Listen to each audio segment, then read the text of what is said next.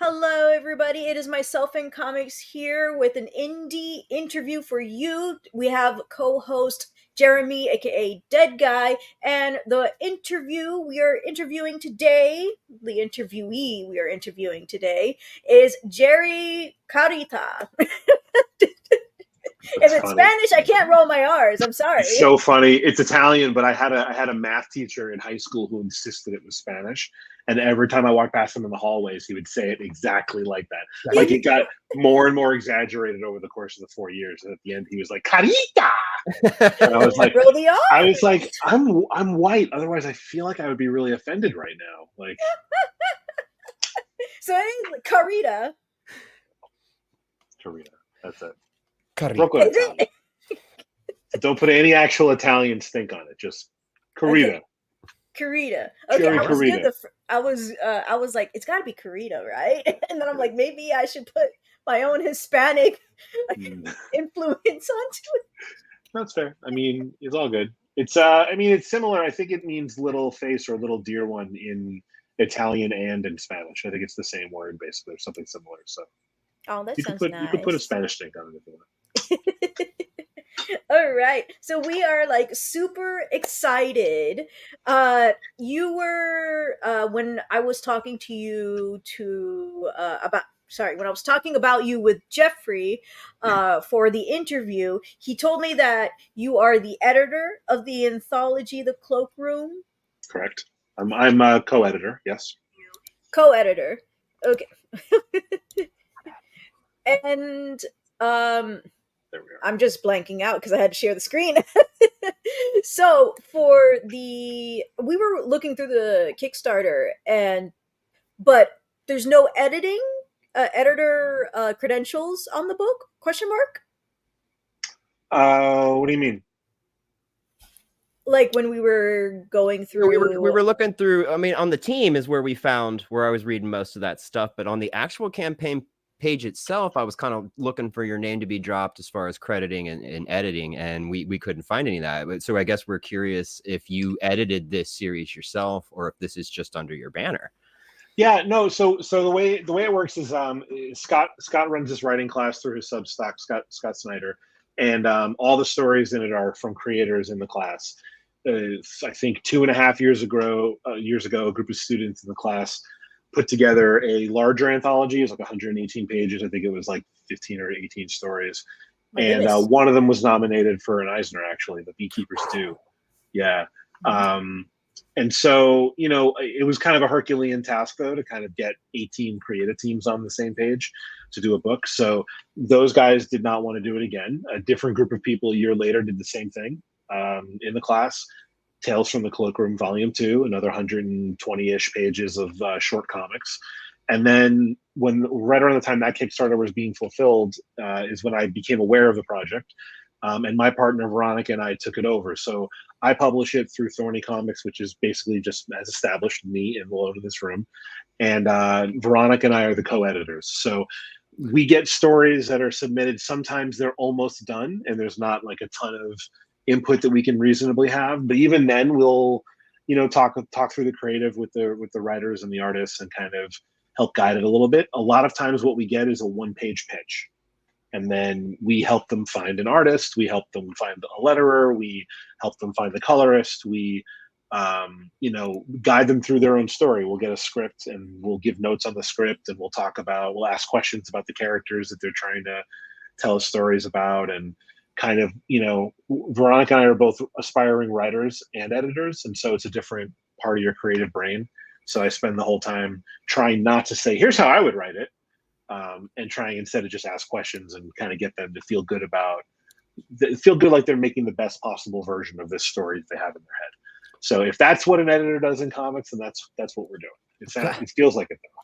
That answered like 2 questions in one, to be honest with you. That was fantastic. Okay. That was...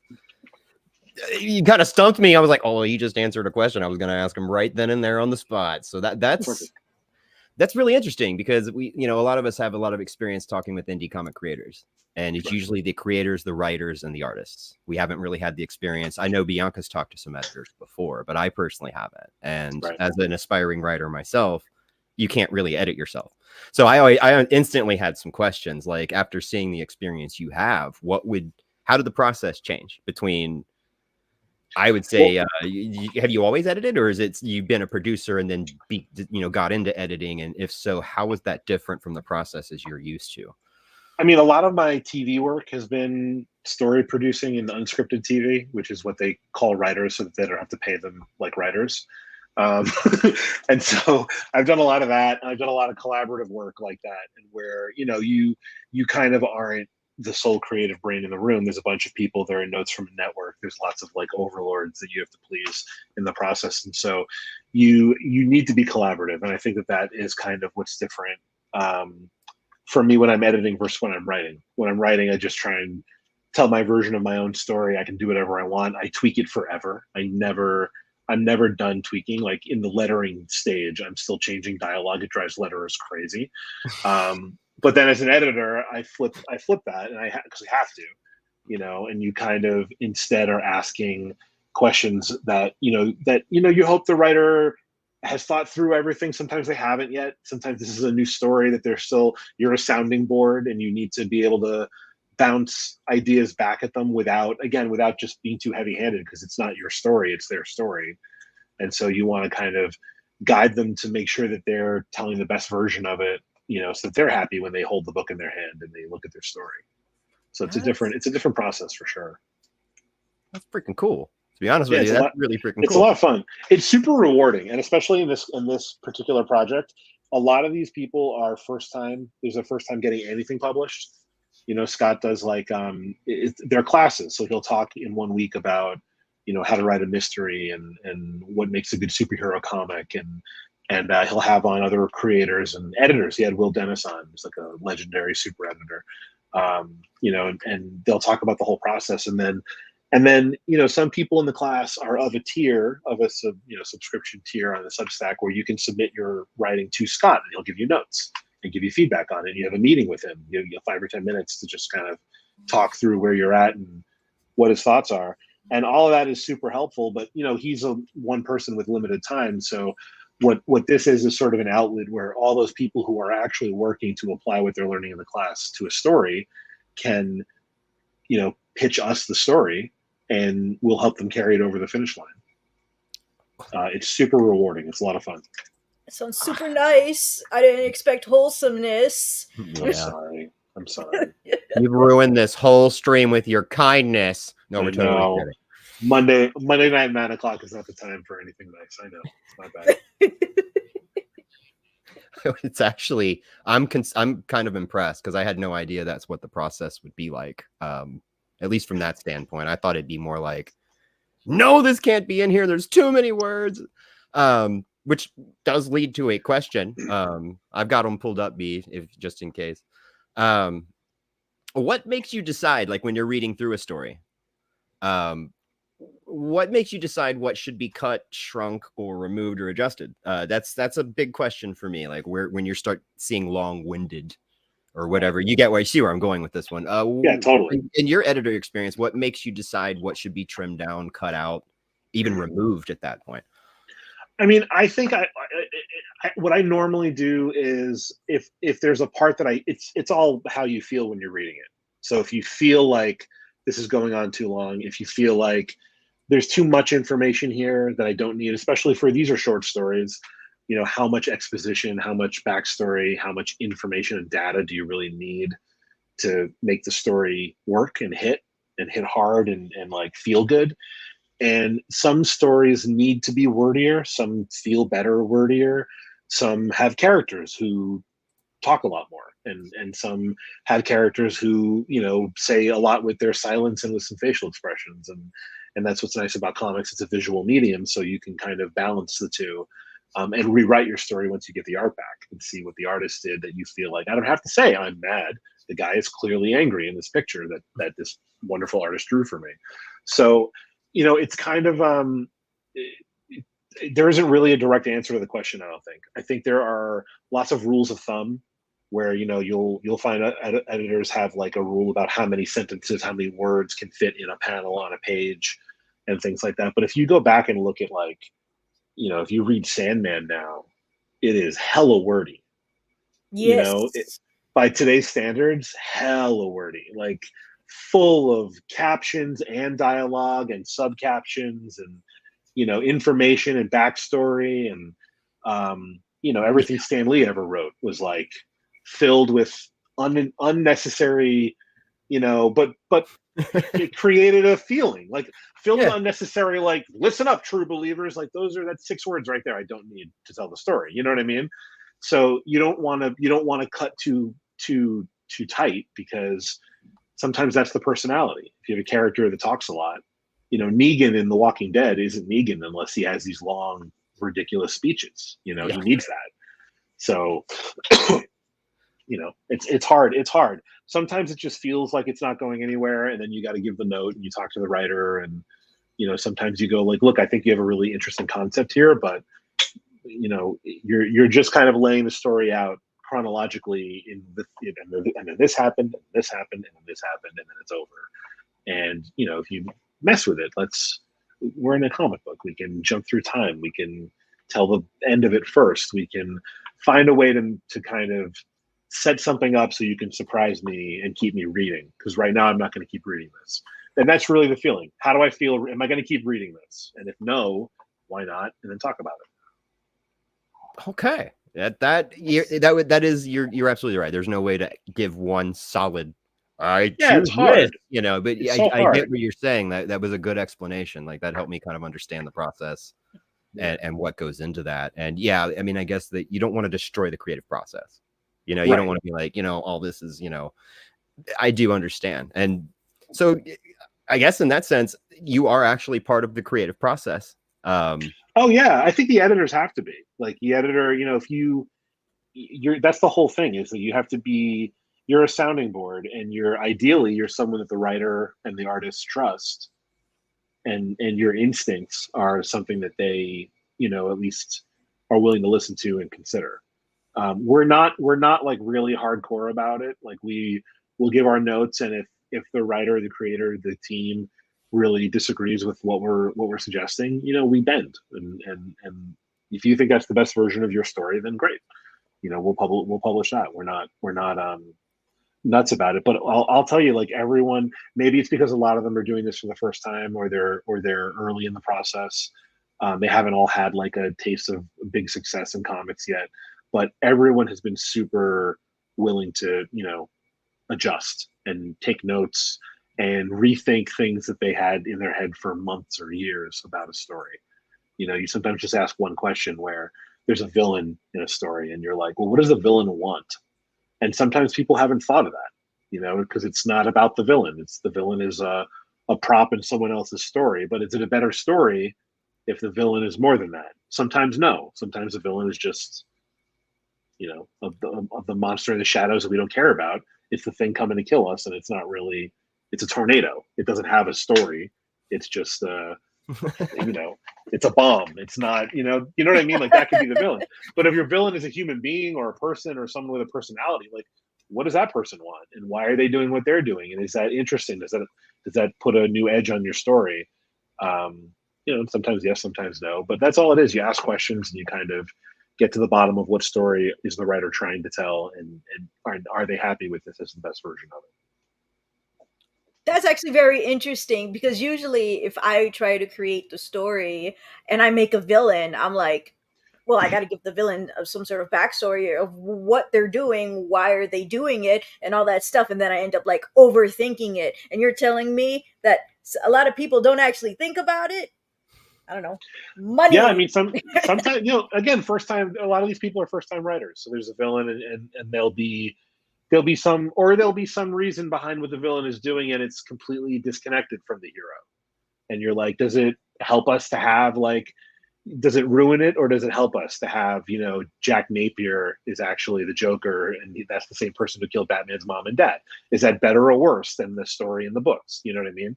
It's like, it's an open question. I think it worked in the movie. I don't necessarily want to see that in the books, though. It's a different. It's so these are all open questions, and like people definitely like overthink their villains too. And you're like, how much of this do we really need? Yeah. Do we need to know Darth Vader's metachlorian count? Probably not. No, do we need to know his shoe size and what kind of underwear he wears? No, we don't. We don't need. We don't care. We don't care. As you see, he always wears the red trunks with his left leg, then his right. That's right. That's right.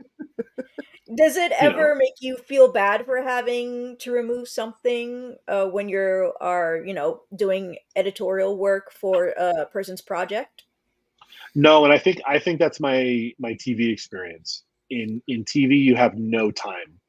Like the comics, we have a story in this issue of the Cloakroom that was originally going to be in the first issue, and we were talking to the creator. His name's Will, and he is the writer and the artist. And if you scroll up, you can see the stories that are in there. You scroll up on that thing. Mm-hmm. It's the one called Instinct. So it's a zombie story, and we actually got quite a number of zombie story pitches to us. But this one is a great. There we go. Yeah. There it is. Yeah, it's a great story. He's the artist as well. He was trying to rush through the process to create this story, and he was going to work digitally, which he said would be faster. But he had submitted these sample pages of some of his other art, which was gorgeous. And then the digital was a little bit more jagged, a little bit more. It had a different look to it. It wasn't the same thing. And so we asked him, "Is this what you were going to do anyway, or are you trying to work digitally to work faster for our deadline?" And he said, "I'm trying to hit the deadline." And we said, "Okay, well, we're going to have an issue 2 and an issue 3, and ideally a 4 and a 5. So don't do that. There's no reason to." And so you can do that in an ongoing anthology series. You can give the creator the time to do the story exactly the way that they would with more time. In TV, you can't. And so I got a really I'm not shy about saying I don't like this thing that's in the story, and I'll tell you why. Or this part's not working for me. And again, everyone's been pretty collaborative.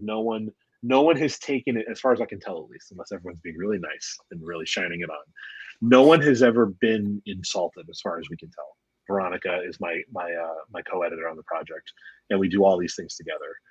No one's ever been like, "I disagree with all these notes, and I hate you guys. And I'm taking my story somewhere else." I'm going to Kickstarter for you guys.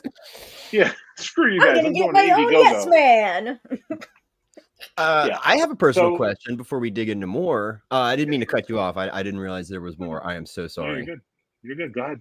I'm just curious about the Thorny Comics, man. That was new on me. That got sprung. So how long have you been doing that? Establish that, and how does this work for you? Are you looking to gain more comics and writers and creators under your label? Are you being picky about it, which you probably should be? So on and so forth. Are you kind of open? Are you trying to give people a place to release their own indie stuff? I would say I do not have a set plan. I went into this. I started doing my comics work just a few years ago with another company called Blue Juice Comics. These are very good friends of mine. We all worked on a TV show together, Comic Book Men, Kevin Smith in a comic book shop.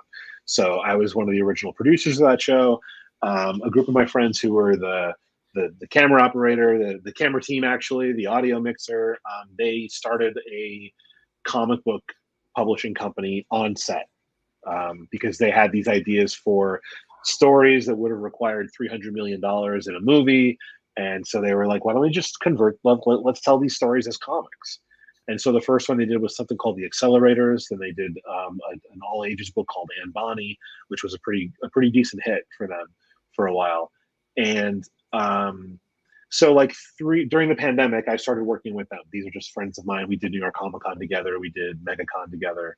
And then I spun off into my own thing just because they have their own thing. And so I don't own part of it. We're partners on a couple of projects. We're going to keep working together. We're very good friends. I call them for advice all the time.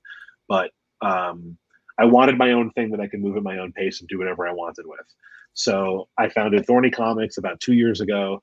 And it is, originally I think I was just going to publish my own stuff. I was going to do kind of Kickstarter stuff. If I got something to the point where I could pitch it to publishers and things like that. I would do that. But it was just kind of a side thing for me during the pandemic to kind of, I started thinking about it. And so I got active with it after the pandemic, which was unfortunate because I could have gotten a lot more done while I was sitting locked in the house. Um, but and so it's for the first year I've been doing Kickstarters now through Thorny for a little over a year, and I spread myself very thin and very wide. I did two of my own stories. One is like an anime manga looking Sold. story. It's called Cicada Samurai. Yep. And actually, the first full issue is going to be on Kickstarter in a few months. The pre-launch page is active. You can find that on Kickstarter. But it was a 10-page short comic. I funded it. I did pretty well with it. I'm going to bring it back. Reign of Dracula is a book I published that is the third. It's the third installment in a larger World of Dracula series. Cult of Dracula, Rise of Dracula, Reign of Dracula. It's written by Rich Davis. It was originally at Source Point Press. And so we're doing the third volume of it on Kickstarter, and then we'll go to stores with it. We're actually publishing it as double issues and that on Kickstarter only. And when it goes into stores, it'll have new covers and new packaging and the individual issues. And then I also, that's one that I published. I barely was an editor on it. It was came to me complete. My friend, Rich is a friend of mine. Rich was actually on a TV show I produced. That's how I met Rich Davis. What's the TV show? It's called Swap Shop. It's on Netflix. Oh, Netflix. I got Netflix. Netflix. Swap We're Shop. swapping shops. That's it. We're swapping. It's like it's sort of like American. You ever see American Pickers? Yeah. It's a little bit like I worked. I on wonder that if that's before my time. It's still on TV now. It's still on. I don't got cable anymore, though. Oh, okay. Well, they're on season 27 now or something. Yes, they've been going forever. Yeah. Wow. So, and then I did that, and then I did another book of my own, which was an all ages book called The Grizzly Crew that I'm actually writing with my 8-year-old. So those are. It's like a horror thing, this anthology series, my own super violent manga story, and then I'm all over the map. And I just wanted to try a bunch of stuff out, and I did that for the last year. And I think I've whittled out things I'm probably not going to come back to, and stuff I want to focus on now. I want to focus on Cicada Samurai for sure. I want to finish The Grizzly Crew, which is the all ages book, because I have an 8-year-old who's gives me notes and expects to see pages. That's exactly. And then the Cloakroom anthology, I will do this anthology series for as long as Scott Snyder allows us to drag his name through the mud. For as long as he's happy. For other projects as well, or is it mostly just Cloakroom anthologies? It's just Cloakroom, and he is actually, so I publish it. He hasn't hired us. He will give story notes to the creators in his own process. We show him all the stories when he wants to. He gives us feedback when he has time. I don't know if you guys know, but he's got a lot of shit going on right now, so he's a little busy. I hope so. He's a little bit busy these days, but when he has time, he gives us feedback on what we're doing. And he's been very supportive. He'll tweet about the book. He'll put it in his newsletter. So he's been very supportive. He's kind of awesome that way. But no, I have not yet worked for Scott. I absolutely would, but I haven't. Wink, wink, nudge, nudge. Wink, wink, nudge, nudge. But I haven't. Yeah, I haven't yet. I guess the question for me is, I found it very interesting that it said Scott Snyder students. That was a very tongue twister thing for me. So is the anthology series the Cloakroom, is that all of his students, like people, or is anybody, like any creator can kind of jump on board? It's all strictly his. All of the writers are in the class. Wow. It is mainly a writer's workshop. There are only a handful of artists in the whole group. So if we tried to keep it all just artists in the group, we'd be screwed.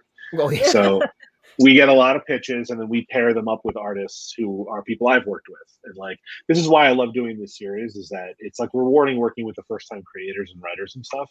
But I also, every issue, I get to work with new writers and new letterers and new people. I get to expand my own network. And I have a project. It's an ongoing thing that, I can always it's a lot of fun to read a script and be like, okay, this is like a horror thing, but it also is kind of funny and juvenile. Like, who's a good artist for something like that? And then you just, you know, flipping through ArtStation profiles and Instagram and like thinking back over people you've worked with before and looking for recommendations. It's just a fun process, like trying to find the right person to do that, to do those stories. That is very much producer work right there. Yeah, Very much exactly. producer. That's That's it. fantastic. That's it. Matchmaking. That's it. Oh, Exactly it. wow. I'm impressed, man. I'm thoroughly impressed. Well, thank you. I will definitely support this because as I've been looking over it, I love anthologies as it is. You feel like you're getting so much. And to find out these guys are students and learning under Scott Snyder, and the kindness that you guys are showing all these folks by supporting their content, and I'm impressed, man. I'm kind of sold. They're all really good stories, and like they came to us as really good stories in a lot of cases, and you know, where we could help sand the edges and make them better, we did. So this is the second issue. There are 70 something pages of comics in this one. There were 65 pages of comics in the first one, so we're up to like 130-ish pages of story just in these two. And the predecessor series, Tales from the Cloakroom, the bigger ones, are also available through the campaign. So if you really want to go bananas and you love anthologies, you can pick up 350 pages worth of comic books. And if you also like bananas. Bananas. You have bananas also. But it's a cool. I have the book. I have the first issue here. It's a cool, you know, it's like glossy cover, and wow. You know, the inside is all full color and just gorgeous stuff, and you know, different like this is another zombie story. And one thing we do, this is kind of cool that I really like. So there's no, you know, a lot of anthologies will have like an organizing principle. Like the original two books, they wanted the creators to put a jacket in there. Scott's Substack is called Our Best Jacket, so they wanted a coat to be. That was the prompt for all the storytelling.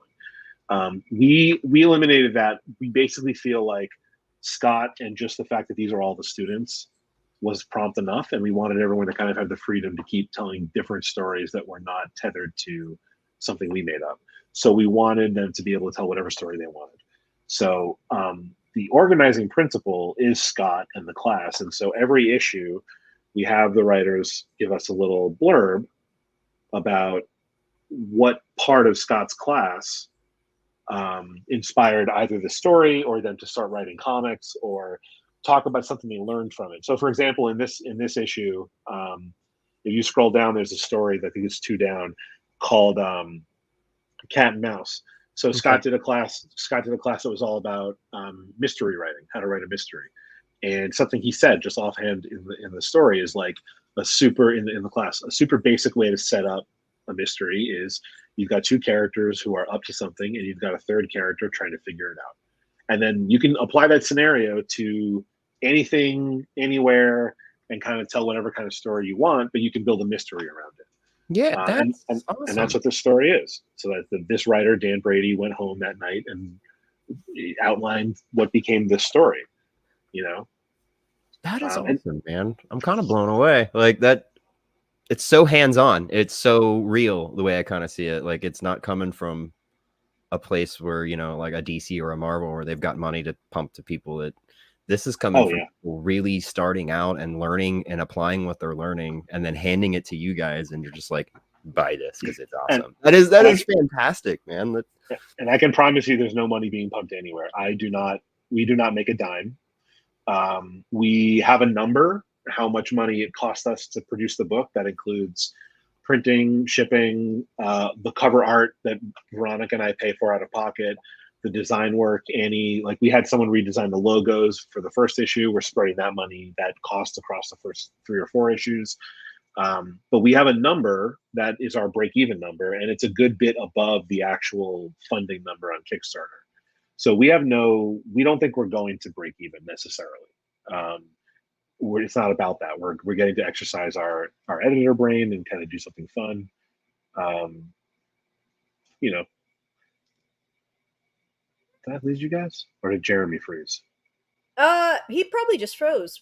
He froze. I couldn't tell if it was me. Earlier tonight, I froze, and I thought everyone else did, and I was very confused. No, you're good. It happens sometimes. Okay. Are like we're close states near each other, and it's hurricane season. We've been having thundering and all that stuff. Oh, wow. Wi-Fi Sure. is like bleh. I thought I had to reschedule, but it's okay now. I do want to ask, what Go for it. is the now you know how his Wi-Fi is out. What is the difference between Scott Snyder's Substack and yours? Since his is the creative Oh, process, what's yours about? yeah. I mean, Scott does his class through the Substack, but it's also everything he's doing. He promotes it through there. He just kind of tells you what he's doing, what he's working on, and kind of like a behind the scenes look in addition to the class stuff. Mine is mainly promotion. It's right now. I'm trying to not just be like, here's my book that I'm selling. Please buy my book. So one fun thing that I got to do, Um, I went to visit the publishing company, the printing company that Mhm. prints my books in Florida, and I did a tour and I took photos and I posted that as a Substack as sort of like a behind the scenes look of how your printer is making your comics for you, and things like that. So I'm trying to like do stuff that's a little outside the box. It's not just trying to hawk goods and sell things. That's the idea. And then movie recommendations, things I'm watching that I'm enjoying, and like Mhm. all that kind of stuff. So in that way, it's a little similar. Scott will do that kind of stuff too. But I think the main difference is I have like a couple of hundred subscribers, and he has like 20,000 subscribers. I think that's the main difference. Hey, we're getting there. We're getting there. Yeah, I'm working on it. I'm working on it. Mm-mm. Is there anything that you're reading, whether like novels or comic book wise, that you're into? You know what I just started reading that I really love, and I was in Midtown Comics in Manhattan with a buddy of mine, and he offhandedly was like, "Have you ever read this? It's Grant Morrison and Dan Mora, and they did Claus. It's like the Santa Claus origin story. Ooh, is it spelled the same way? CL. Wait, K Claus. K L A U S. Oh, so similar. K A. Wait, K K L K L. I think I might actually have it like right outside this K room. L A U Give me 1 S. second. Like Klaus, similar to the spelling from Netflix. Exactly. I actually got it right here. I just realized I'm yelling into this microphone, and my whole family is right outside that door trying to watch a movie. There it is. Oh, Claus. that looks awesome. So, how Santa Claus began, Don't and be it's afraid cool. to He's kind tell of this him. like, yeah, he's kind of this badass character. Grant Morrison, Dan Mora. It's really good. It's really cool. This is a hardcover edition. It's like the fourth printing. It's Boom Studios. A little gold on the side. I love that stuff. And it's just a beautiful, it's like a really cool, really cool story. So I'm enjoying that. I'm enjoying. Oh Lord, the Deviant is a big one. I believe I heard James of that one Tynion. too. Mhm. Yeah, Oh, it's a I lot of love that. James Tynion. Yeah. I'm gonna tell you, that's my cousin. Ah, cousins supporting cousins. Yeah, he's a good. So I always, nice. I used to joke all the time that like I taught him everything he knows, but now it's not. No one believes me anymore. Not at all. No one believes me anymore. Oh, So I'm reading that, and then like a lot of other indie stuff. I honestly read. I buy I buy so many books on Kickstarter that I'm just inundated with like a pile of Kickstarter books. it's an addiction. I have It boxes really I is. haven't opened yet. Oh my god, I have so many of these things just sitting here that I haven't gotten through yet. What Yeah, I have a stopped my pile. addiction was being financially unstable, and I'm like, haha, finally I can take a break. They'll do, they'll do it. They'll do it. Is there any mainstream stuff you're reading as well, or are you exclusively indie? I mean, I would say I'm almost exclusively indie. I started reading the new Ooh. Ultimates line at Marvel a little bit. I kind of already dropped off of it. I didn't see. I didn't grow up. I didn't grow up reading comics. So like no one when Same. I was, I know no one when I was a kid. Nobody gave me like nobody. I didn't have that moment where it was like, here's a comic book, and I opened it. And was like, oh, I didn't have that. my Oh, his power went out. no, it's Oh, okay. All right, that's fine. we love you. So yeah, my geek thing as a kid was TV, and so it wasn't until much later when I was working on Comic Book Men that's when I started reading it. It was two reasons. One, I was doing a TV show in a comic book shop for the better part of a year, and I started the first comic I really started reading beginning to end was Walking Dead. So that was my entree into comics was indie stuff. It wasn't Spider Man. It wasn't superheroes. Um, and then the other thing I was reading was my cousin James started writing at DC Comics around the same time, so I read all of his stuff. So I got really into the New 52 when he was working there, but when he left, I kind of fell off Wait, again. didn't he work in Reboot? Scott Snyder worked on Batman New 52. They both did. So James was Oh. writing. James's first gig at DC, I think, was writing the backstories. Like he wrote the stories about Alfred, the Mm, backstories about Alfred that were in the back of Batman in the New 52. And then nice. he did detective, and then he did Batman, and then he left, and now he's doing whatever the hell he wants, basically. So obviously I read all that, but I read a lot of the indie stuff on Kickstarter. I kind of like how, honestly, I like how kind of hit or miss it is. I like when you read something and it's like, okay, this is a writer who took a real risk, Mm. and sometimes it's awesome, and sometimes it falls a little flat, but it's kind of cool to see that someone did it anyway. Yeah, So I supporting the really project itself. yeah, I really enjoy that part of the creative process, the whole comics thing. That's what I love about it. So it's mainly what I do. Jeremy, I feel so bad. Do you want to, Jeremy? Can he hear us? He could probably hear Yeah. us, right? Hmm. Jeremy, do you want to? Did you want to? You want to text more? You want to send more questions? Do that too, just to stay active here, stay connected. Oh, he's catching up on the James part right now. What? Yeah. Yeah. He's cousin with James Tynan. I love James Tynan, and then I liked his Batman, and then I liked the artist on there. I follow the artist on Twitter. I know his name, Jorge Jimenez. Jimenez, yeah, Yes, Jimenez, yeah. Spanish. That's it. All right, He's next. he did give me some questions that he we wanted to ask together. So let me Okay, just scroll up on that. sure. Uh, what's the process you do when sitting down to edit? Stuff behind you? Well, yeah, I mean that's like let me see. Actually, let me see what this is. This is this is an episode of a TV show, actually. Ooh. So I've got like a bunch of these index cards just laying around, and that's a thumbtack board, and whatever it is I'm trying to figure out. I'm old school. I don't like to do it digitally, so I'll sit and build it into an act structure for the story. Like here's the first issue, the second issue, the third issue, the fourth issue, Mhm. or scenes. This is a TV show, so these are scenes in a show that I'm producing.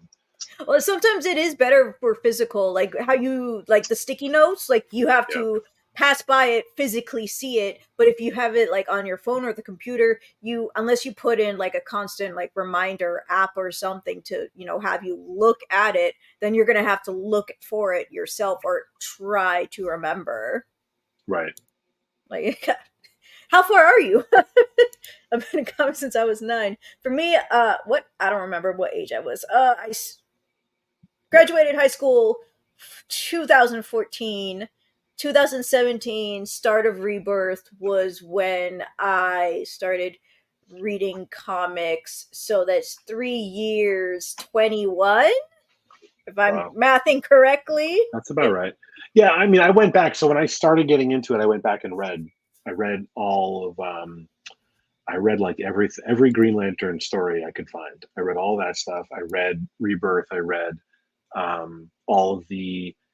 I think that was all New 52 as well. So I got really into all the Bat books because of James, but I also started reading all the Lantern books and the Lantern Corps and the Red Lanterns and the Orange Lanterns and the White Lanterns. And when The Purple Batman became, Lanterns. yeah, when Batman for a minute was a Yellow Lantern and all that stuff. I loved He all was those a stories. yellow lantern. That actually makes so much sense, to be honest, for him to Fear, be a yeah, yellow yeah, lantern. it's fear. It was like for a page. I think a yellow ring landed on his finger, and then he immediately rejected it or something. You can But it do was that? I didn't know. yeah. When the wearer dies, the ring goes off and finds the next lantern. Oh. So some Yellow Lantern character, I don't remember the whole story. It's Jeff Johns part of his run there, but he some Yellow Lantern somewhere died, and Batman became a Yellow Lantern. I think literally it was the last panel of a comic, and the first panel of the next issue, he just was like, "No, I don't want this." I realized since he left, the screen went down. I realized that late. So Jeremy wrote, "How has this process evolved over time, if it has?" Your editing Uh, process. Sorry. Oh, my editing? Yeah, I mean, I've only been really doing it for about 2 years. I think for the cloakroom, I don't think it has evolved. I think like I have kind of brought all the experience I've had, managing projects in television as a producer, as a writer, as a director, as like a showrunner, an executive producer, and just kind of brought that to this. So, I'll read a story, I'm honest about how I feel about it, and then if the writer wants to work on their story with me, that's cool, and we do it, and that's kind of it. Hmm. How's the paying process? The paying process. Does The payment anybody? process. Yeah, like nobody. We fund. Veronica and I pay for these books to be published, and then ideally we break even and at some point. But right now, no, right, when once there are profits, all the profits will also go back to the creators, not us. So we're not taking editorial fees. Thorny Comics will never turn a profit as a company on the Cloakroom. It's not about that for this project. Mhm. If I sell a billion copies of Cicada Samurai, I will pocket that money. That will be my money. For the That was actually a Cloakroom, discussion we had backstage. I was like, wait, since he's not credited, that means he's not getting paid, even though he is co-editor. They're like, right? oh my gosh, he's not getting paid, I mean, possibly. so we are accredited. We're just not like we're our names. Veronica and I, our names are on the cover Oh, there we go. of the Cloakroom, and then when you go to the first couple of pages in, we're credited as the editors there on the first page. I guess it's just not on the Kickstarter. Makes Yeah, it's sense. not on the Kickstarter. Our bios are on there just as the two people kind of shepherding the whole project. But Hmm. we didn't. Again, it's not really about us, so we're not really making a big deal out of it, out of our involvement apart from putting it together. Nice. Oh, Dead Guy says, so it's just the love of the process and support you do this for. That's exactly it for this book. Yes, absolutely. That's what this Hello, is. Joseph. I can finally say verbally hello. Long live Bianca. Nice, solid. Yeah. I hope the Joseph Santos is some kind of warlock and able to actually make sure you do live forever. Viva la Bianca. Maybe. All right. So for this is the issue 2, and it's 55 pages. And I'm guessing you can be It able to is buy 70 plus. Oh, it's 55 ooh, pages of yeah. Yep, 13 you're stories. correct. Oh, okay. Making sure. I'm like, I'm just reading. I don't know if I'm correct. And so, wait, is this considered issue 2 or volume 2? This is issue 2. Mm. It's weird because like the predecessor books here. So we're the Cloakroom, right? That's the Cloakroom. Hmm. And then prior to the Cloakroom, the two prior books, the volume 1 and volume 2, were called Tales from the Cloakroom. So it's a Ooh. slightly different take on the same idea, Hmm. you know. So we've been calling ourselves issue 1 and issue 2. Internally, a lot of the other students who've worked on all the volumes so far refer to us as volume 3. So we're kind of issue 1 and issue 2 of volume 3 is sort of where we're at. If that makes sense. Yeah, for sure. All right. So this is issue 2, and you can pick up the first if you missed the first campaign. So that's 13 stories and over oh my gosh, 13 stories and over 100 comic book pages. I swear I am a That's solid. professional voice actor and I never make mistakes.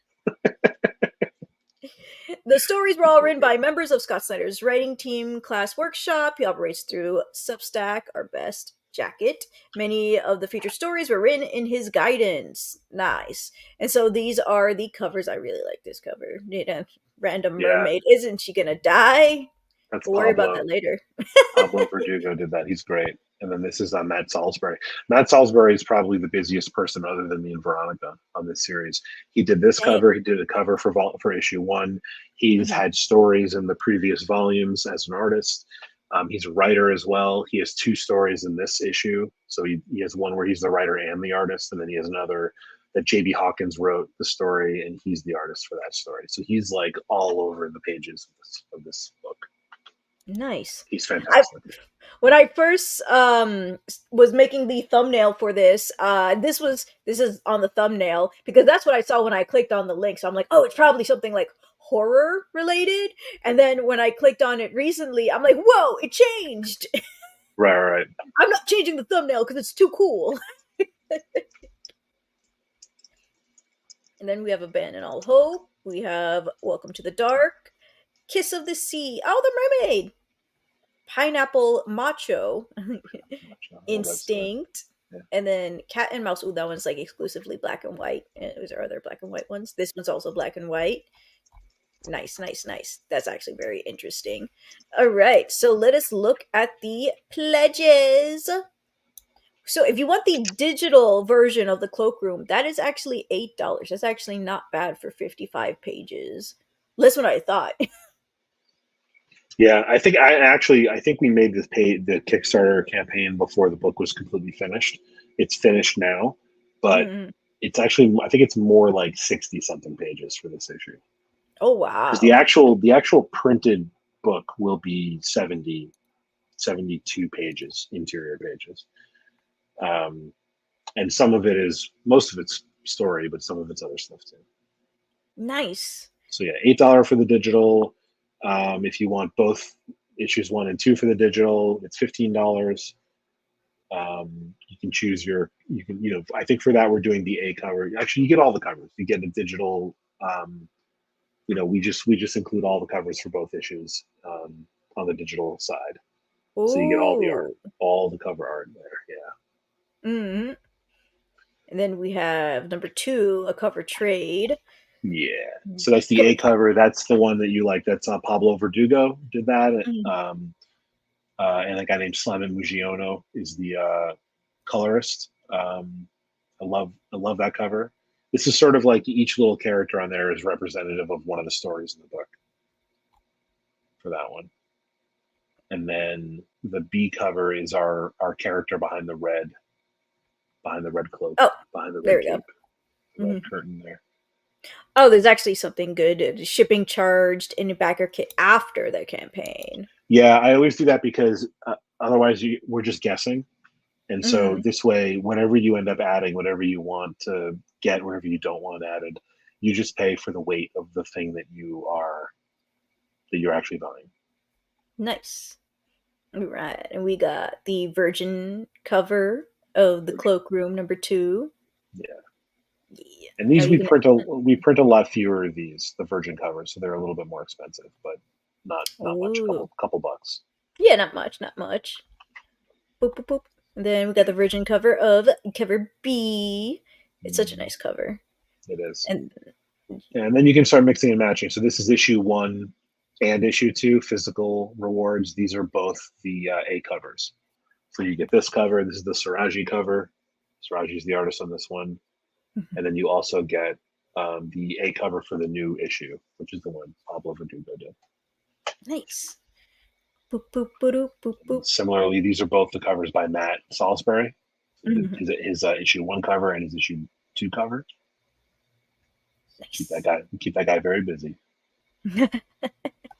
And then this is catching up on the whole Cloakroom. So this is a digital reward tier where you get all 350 pages. It's 45 stories. That's volume 1, volume 2, and issues 1 and 2 of the new book. Nice. Loving this. All right. Yeah. And then this is you get all 4 cover options for this issue. Ooh. Some people like to cover, some people are very big collectors of covers. It's true. I've seen people like put them in this little I forgot. It's a case, and you put them in there, and sometimes you hang it up on your walls. Yeah. I totally buy comic books, guys. I know what I'm talking about. Totally. So retailers, we do two retailer tiers. The first Kickstarter campaign I did, I actually had a lot of retailers reach out and ask why we weren't doing a retailer tier, and I was surprised. I didn't think like local comic shops would want to support Kickstarters, but I found a lot of them do, and so you just need to kind of make sure you discount enough that it's worth it for them to buy. So we have, if you're a store, if you work in a store and you want your store to pick this up, you're essentially getting like a 55% discount on the cover price. So you'll get 10 copies for $67. I think the other tier is 20 copies for like $124 or something like that. Whoa. $29 maybe. So it's a very steep discount, and it kind of, Mm-hmm. and it's got Scott Snyder's name on the cover, so he's got a lot of fans that walk into comic shops. So it Exactly. should be very sellable. Boop, boop, boop, boop. Then we got the physical catch up. Right, for Yes, 77. Mm-hmm. this is all the original, the first two volumes and the first two issues of the new series. Nice. Boop, boop, boop, boop. Oh, and of course, ships anywhere in the world. Anywhere in the world, everything, babe. The whole cloakroom. Yes. So this is both covers, the A and B cover for both the new series and the original volume, the volume 1 and volume 2 of the original series. Nice. Retailer tier This is our 2. second retailer tier. Yeah, that's the second one. Also 55% off. That's right. So you get Nice. 20 copies, and what's nice is because we have two issues, you can pick how many if you're doing this for the first time, you don't want to just buy 20 copies of issue 2. You can get 10 and 10, you can get 15 of 1 and 5 of 2. You can basically tell us what cover of which issue you want, and that's what we'll send you. Nice. Ah, scrolling the wrong thing. Ah, What the heck? you're close. I think you got to be Okay, there we go. Yeah. Oh, that's why. It's because I made it to the end. You're in the margin. Your mouse needs to be, there you go, right there. Now scroll. Ooh. Do the 2-finger scroll right there. I think it'd be good. No? Yeah. Oh, you're at the bottom. There's no Yeah. more. That's it. Yeah. And it's the delivery is only from a month from now? Like for real, Yeah, for so real? the book's done. We're actually putting the order in this week. So we're putting the Whoa. order in this week. The campaign ends next week. A week later, I will have the books in my hands, and starting immediately, we'll begin shipping. So you'll have the books in September. We're doing it as fast as possible this time because our next issue, we're planning to have a holiday issue, and we wanted to run that campaign before the holidays so that we can deliver the book during the holidays.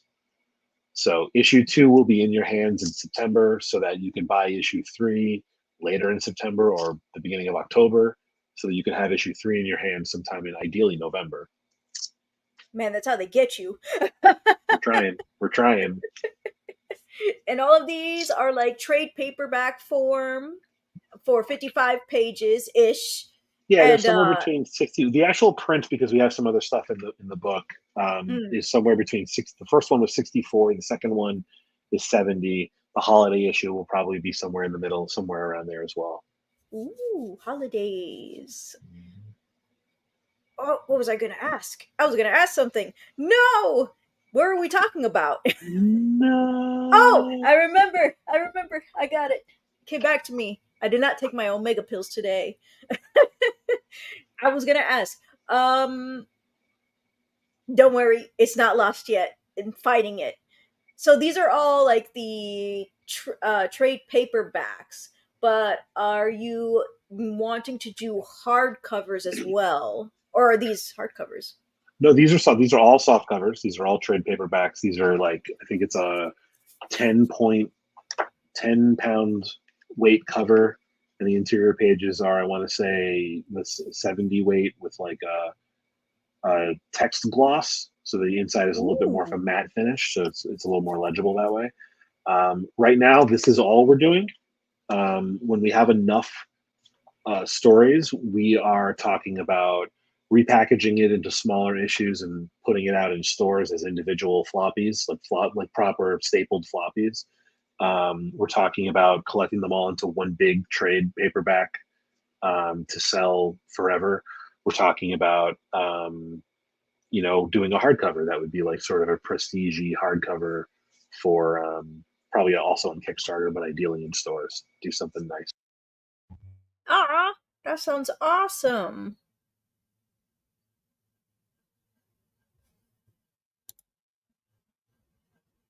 You can't unmute your guest. Their mic is not connected. My AirPods died, so you can hear me now, right? Yeah. Yeah. Loud and clear. All right. Before we leave, you were gonna tell me the story about like your profile picture on Instagram because for people who don't know, like for his personal Instagram page, he has like Wolverine claws, and I was like fangirling, and then Dead Guy was fanboying too. We were like, "That's freaking awesome!" What's the story behind it? You actually cut out for a second there. What say the question again, please? Sorry. My internet is getting me too. Oh no. Dun, dun, dun. Dang it, Dead Guy. The story for your Wolverine claws from your Instagram. Because So a few years ago, this was probably 2016, 2017. It might have been as late as 2018. I was doing a TV show for AMC. It was called Geeking Out. It was hosted by Kevin Smith and Greg Grunberg, and they would interview. We actually interviewed Kyle Werner and Rhett Reese, who wrote all the Deadpool movies. But we interviewed a ton of people: J.J. Abrams, like Simon Pegg, Greg Nicotero, like all these like really well-known geek creator people. Would come on the show and talk about the thing that they were working on, the show, the movie, whatever it was. And we did a segment where Greg flew to San Francisco. And do you know who Adam Savage is? Adam Savage? Savage. Oh, Adam. Yes, yes. From Mythbusters. Mm-hmm.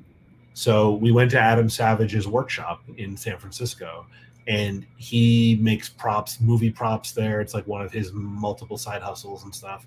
And so we were there, and he had these Wolverine claws, and I just wore them all day while directing that segment. So those are Adam's. As if it wasn't geeky enough already that I was wearing Wolverine claws. Those belong to Adam Savage, and they were. I was wearing them while directing a TV show called Geeking Out. That's awesome. Geeking Out is Kevin Smith's show, right? Yeah, so AMC had the comic book men that used to come on after The Walking Dead when they had the Fear the Walking Dead, and they wanted to do a similar thing where like late at night another show would come on. So they had Kevin and Greg, and it was a talk show format sort of. So we would travel. Kevin went to like Lucasfilm Ranch. We followed Kevin while he was directing his first episode of the CW show The Flash. And then Greg just knows everybody in Hollywood, so we followed him to the Star Trek 3 premiere, and they interviewed J.J. Abrams on the Universal lot one day. So we had a great time doing that. It was for AMC, and yeah, Kevin and Greg were awesome, and so I got to do a lot of really cool stuff on that. Yeah, Kevin is awesome. Kevin really is Kevin's a really great guy. Wait till he's on my show, guys. Just kidding. Unless he's like my stuff is exclusively indie works. Unless he got some indie work and wants to pop on for my less than 10 people I got. Sure. Small people, but very interactive chat. Yeah, I was gonna say, you guys, for like, you're making fun of it, but like this is the most active chat I've seen. Aww, that's for some reason. I've actually heard that a lot over the years. I've been doing this for like almost 3 years now, and I'm like, what do you mean? How is that possible? Like, I see people who have like 2K subscribers, and like you're telling me that their chat's not like this. They're like, no, that, or they purposely turn it off because they want to focus more on like the questions and stuff. I'm like, oh, I get it. That makes sense. Too bad I want to be fun. I'm sorry. No offense to those people. Those are great people. All right, guys. That is all the time we have today.